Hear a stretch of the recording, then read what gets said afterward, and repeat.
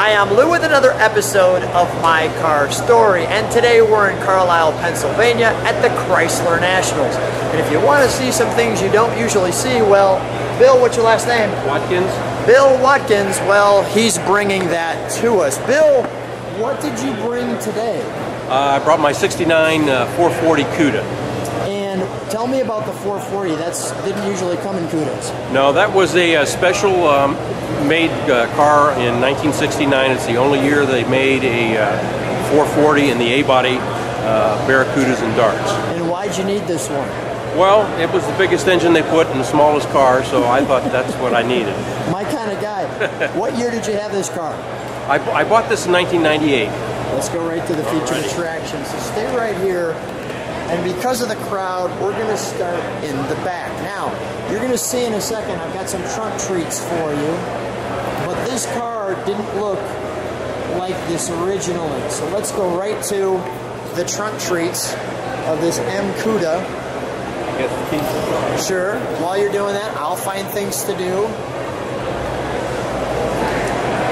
And this car looks brand new. While Bill is grabbing those keys, subscribe to the channel, hit the like button, well, if you like something like this. Now this is what he originally found. And to just show you that it's the real deal, well,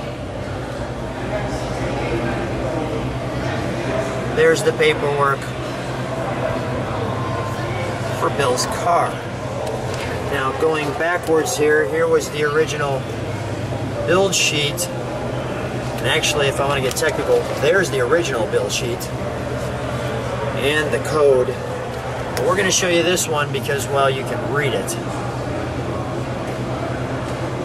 Bill, this is one of these cars, you know, I've gone to a lot of shows and I didn't know anything about this car until I saw it and started reading and there was a special warranty. Well, I wasn't sure that they actually made them either until about somewhere in the late 80s. I was reading a magazine article about a car that was a 440 M code car, and that was the first confirmation, and that's when I started looking for it. And then how long did it take you to find this? I mean, in Well, the 80s you don't have the internet. It took me a good 10-12 years to find this. Yeah, I found a couple, but they weren't for sale. I found one that was for sale, but it was already restored and it was a lot of money. Yeah. So this was the first reasonable one I could find. Let's take a look at the side of this car. Let me just show this too. I mean, you've spared no detail. This is basically a brand new car. Let's shut that for a moment. We'll get a shot on the side.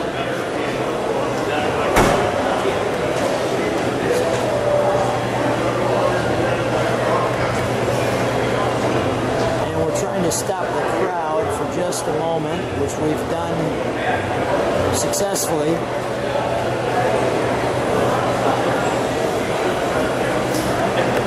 And there's the all-important 440 Cuda. Was it impossible to find these decals? I mean, no, they were readily available as a kit, and because there were other Cuda models, the 340 Cuda and the 383 Cuda. So you just put the letters on and put the engine size that you needed. the distinctive hood. That's M code hood? That's Cuda hood. Cuda hood. Yes. See, in order to buy this car, you have to order the 383 Cuda package. And that would have those scoops? Yes. Okay. And it has such a wonderful stance, right? It's got a little bit in the back end lifted up. And that big window, you've got to have great visibility in this car. Oh, yeah. You know, which is fantastic.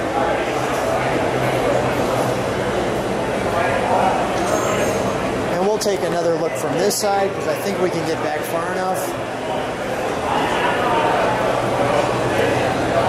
I just want to take in that stance. The other thing you just love about these cars, I always love that gas cap. Oh, yeah. It has that stock car look gas cap that you're just draining tons of fuel in there. Like So, let's take a look at the interior, shall we? Ready?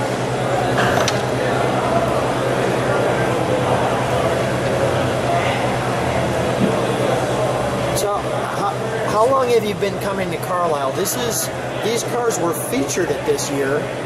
We call it the M-Code car show. I'm going to stand right where you are for just a second to show that. I've been coming here for about 15 years, probably longer than that. I even came here before I owned the car. And did you find parts for your car here at the swap meet? Mm-hmm. What were some of the difficult parts when you were putting this car together? What were some things that you were saying, gee, I just can't find that? Oh, the exhaust manifolds are hard to find, and I was lucky enough to have them come with the car. The radiator shroud and the radiator are kind of difficult pieces. And the only one I really had to try to locate was the radiator shroud. It took me a full year after the car was done before I found it. Wow. And did you find it at a swap meet? Did you find it online? Well, I found a vendor here and I ordered it from him. That must have been like Utopia when he goes, I got one of those. Yeah. You're like, you do? Was it a little bit of disbelief like you do? Because I've been searching, I can't find them. And did they all come in automatics, the 440s? They only came in automatics. Chrysler was afraid of a warranty issue with the 4-speed. Yeah, I had seen that. Yeah, I had heard that they did not want to put a 4-speed just because it was too much power to begin with. Which is a wonderful problem. Yeah. Let's take a look under the hood, shall we? Okay.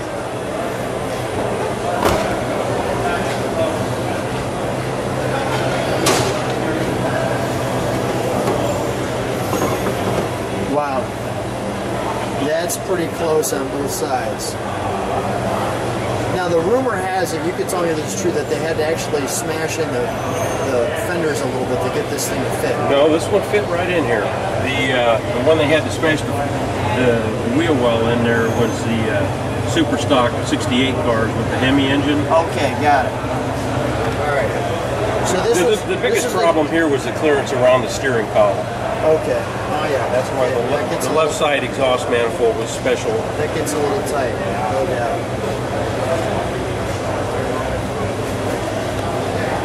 We'll just let people. There's your M code, as you can see it there.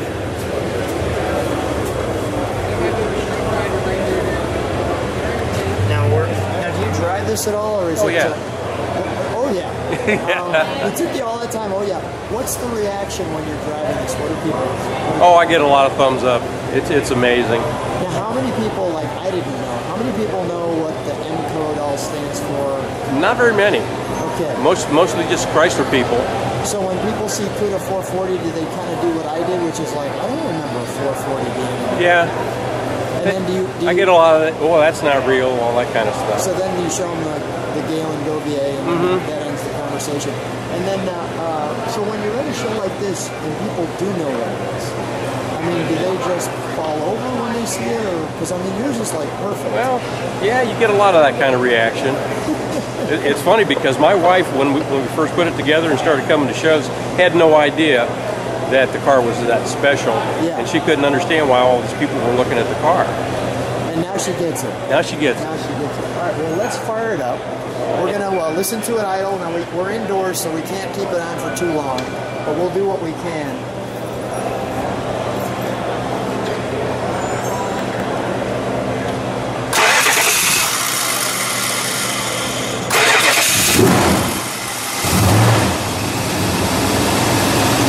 It's got a sound already.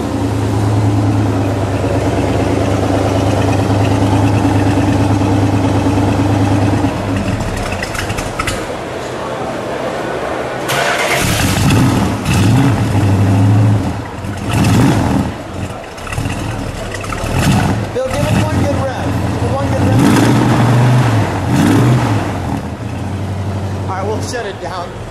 We'll shut it down so they don't throw us out.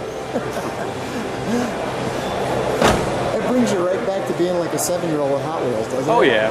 I mean, that's a wonderful thing. Yeah. Well, first of all, I mean, I really appreciated learning about your car, first of all, and then I enjoyed meeting you and talking with you, and such a wonderful car and such a labor of love.